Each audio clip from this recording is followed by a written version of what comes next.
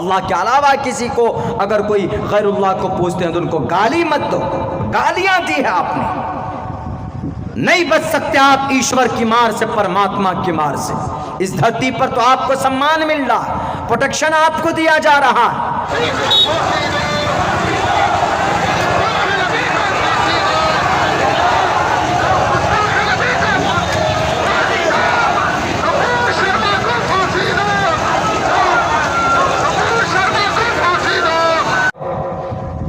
جو من میں آتا ہے بک دیتے نبی کے بارے میں یا کسی اوتار کے بارے میں یا کسی ہمارے ہندو بھائیوں کے کسی ان کے دھارمک پروش اور رشی منی کے بارے میں اگر کوئی بولتا ہے تو غلط ہے، اور کوئی مسلمان نہیں بول سکتا. کیوں؟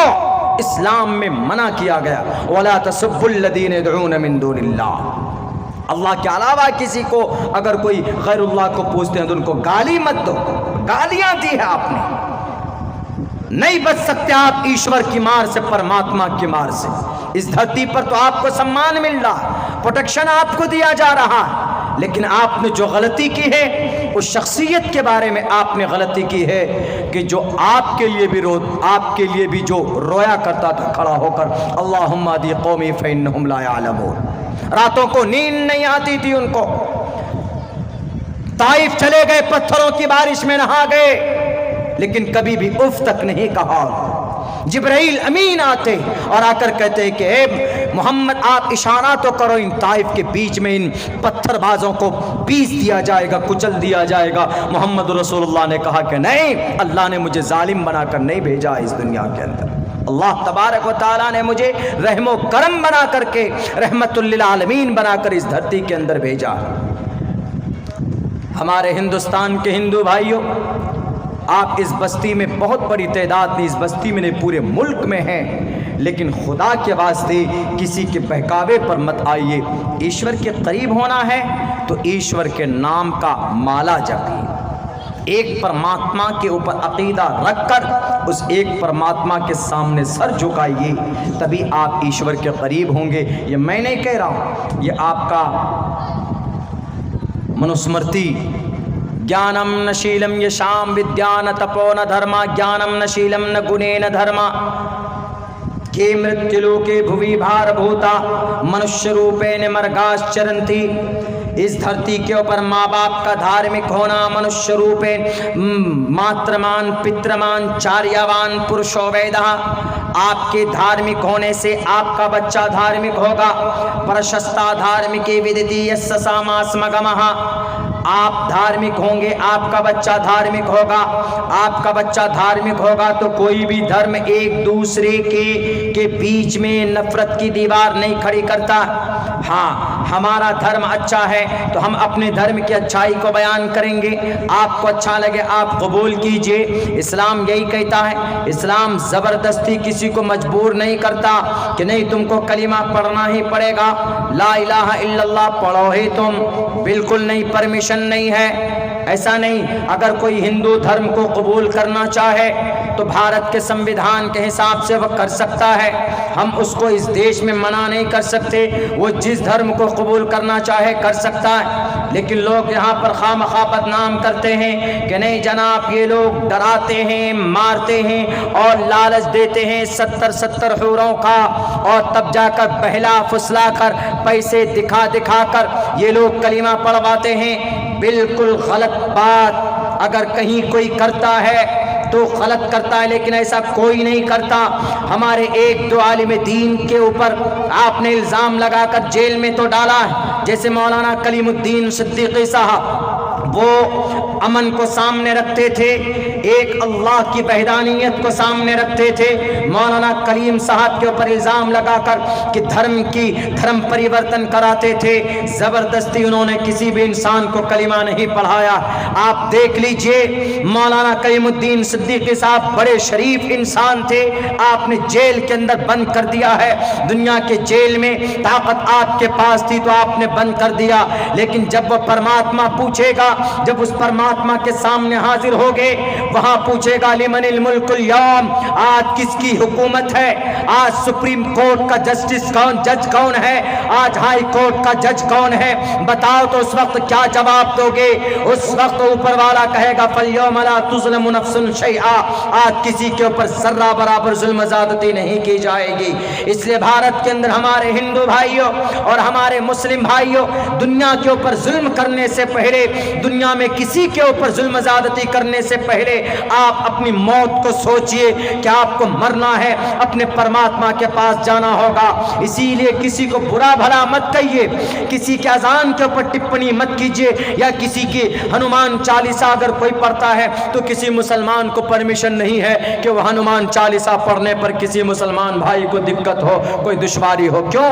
وہ ان کا عقیدہ ہے، وہ جانتے ہیں کہ بھجن کرنا کچھ ہوتا ہے، ہمارا پاپ ہرنے ہوتا ہے تو وہ کرتے ہیں۔ لیکن میرے ہندو بھائی، جب آپ بھجن کرتے ہیں، اگر کوئی مسلمان اسی وقت لاؤڈ اسپیکر لے کر درود پڑھنے لگے، اللہم صلی علی، یا اور الگ طریقے سے درود پڑھنے لگے، اذان پڑھنے لگے، تو غلط ہے کہ نہیں؟ بالکل غلط۔ 1450 سال پہلے سے اذان پڑھا جا رہا ہے، 1450 سال سے کنٹینیو ریگولر پڑھا جا رہا ہے، کوئی وہ نہیں۔ لیکن آج کچھ شرپسند لوگ ایسے آ گئے اس دیش کے اندر کہ نہیں جناب، یہ لوگ الزام پہ الزام لگا کر خواہ مخواہ اذان کے سامنے کبھی ہنومان چالیسا، کبھی نبی پاک علیہ الصلوۃ والسلام کی ذات اقدس پر کیچڑ اچھالتے۔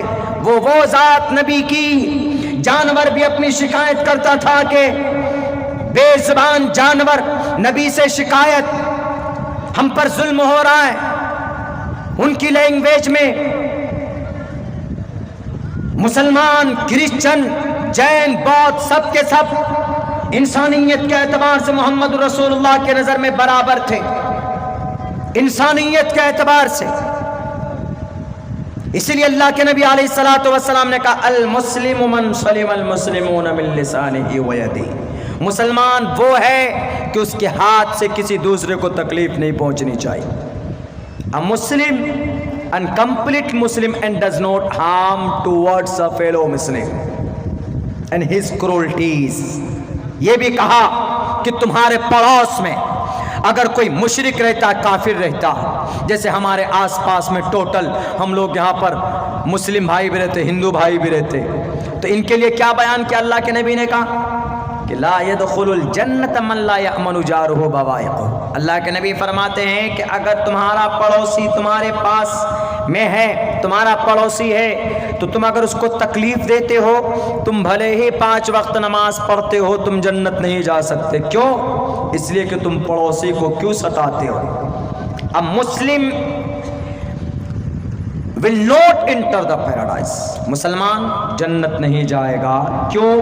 whose neighbor is not safe، کہ اس کا پڑوسی اس کے ظلم سے اگر محفوظ نہیں ہے، وہ مسلمان کبھی بھی جنت نہیں جا سکتا۔ پڑوسی میں کوئی بھی ہو سکتا ہے، ہندو بھائی بھی، کرسچن بھی ہے، جین بھی ہے، بودھ بھی، کون ہے؟ سب کے سب تو اس دنیا کے اندر میں حضرت آدم کے اولاد۔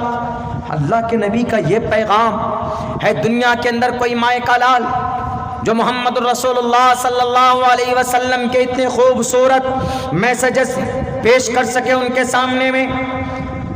بچپن سے لے کر 6 سال کی عمر میں آپ تھے تو ماں کا انتقال ہو جاتا ہے، 8 سال کی عمر میں دادا چلے جاتے، 12 سال کی عمر میں چچا چلے جاتے۔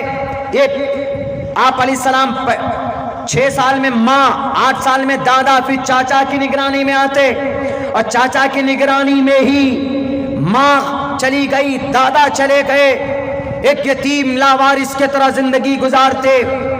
لیکن آپ نے کسی کا ایک قطرہ خون تک نہیں بہایا تھا، بلکہ انصاف دلاتے تھے۔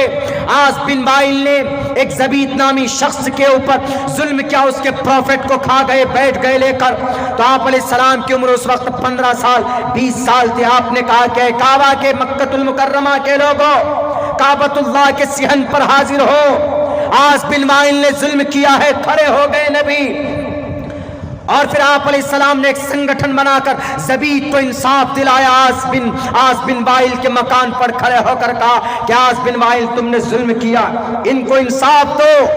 آج انصاف دینے کے لیے کوئی کھڑا نہیں ہوتا، آج بلکہ لوٹا جاتا ہے، آپ کے پاس پیسہ ہے تو پرشاسن بھی آپ کی زبان، بہت پیسے والے کی زبان بولتی، رشوت کی تھیلیاں دے کر آپ زمین کے اوپر قبضہ کر لیتے ہو، غریبوں کے اوپر اتیاچار کر لیتے ہو۔